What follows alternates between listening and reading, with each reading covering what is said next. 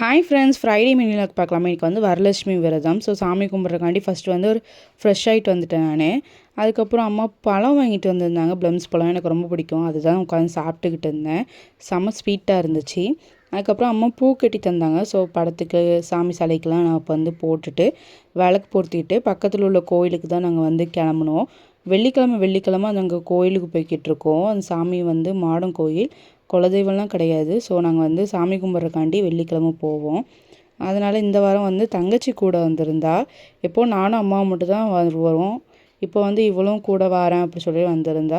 சரின்னு சொல்லிட்டு கொஞ்சம் நேரம் சாமி கும்பிட்டுட்டு உட்காந்துருந்தோம். நல்லா இருக்கும் அங்கே உட்கார்றதுக்கு. ஸோ உட்காந்து நானும் தங்கச்சி அம்மா உட்காந்து பேசிக்கிட்டு இருந்தோம்.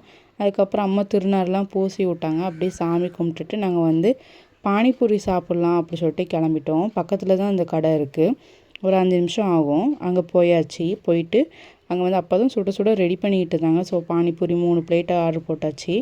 மாமங்களுக்கு வந்து ஆனுவல் டே. ஸோ அவள் வந்து போயிட்டாங்க. 9 மணிக்கு தான் முடியும்னு சொல்லி முன்னக்கூட்டி சொல்லிட்டா. டைம் இருந்துச்சு.